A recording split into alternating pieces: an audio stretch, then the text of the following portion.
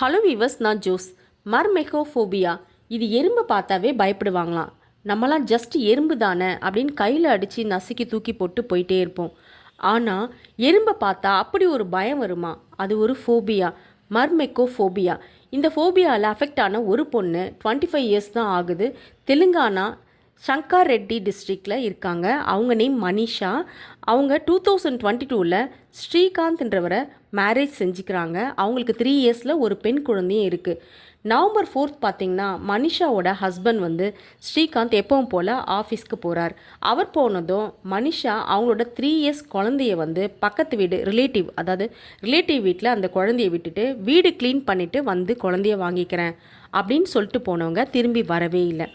அவங்க husband job போயிட்டு வீட்டுக்கு ஈவினிங் கதவை தட்டி பார்க்குறாரு. எந்த ரிப்ளேவும் இல்லை.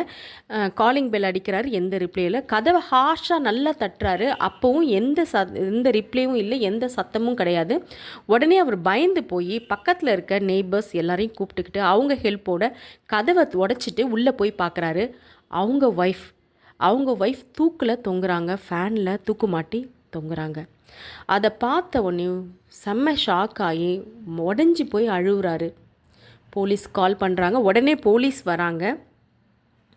ஃபார்மாலிட்டிலாம் முடித்ததுக்கப்புறம் மனிஷா உடம்பையும் போஸ்ட்மார்ட்டத்துக்கு எடுத்துகிட்டு போயிடுறாங்க.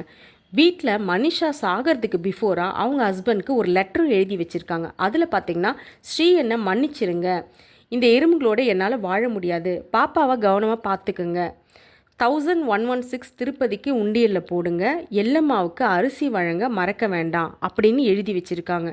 இப்படி எறும்புக்கு பயந்து ஒரு பொண்ணு அவங்க வாழ்க்கையே முடிச்சிக்கிறது ரொம்ப அதிர்ச்சியாக இருக்குது. அந்த பகுதியில் மட்டும் இல்லை, கேட்குறவங்க எல்லாருக்குமே இது செம்ம ஷாக்கிங்காக இருக்குது. ஏன்னா எறும்புக்கு போய் இப்படி பயப்படுவாங்களா இந்தளவுக்கு அப்படின்னு நம்மளுக்கெலாம் தோணும்ல.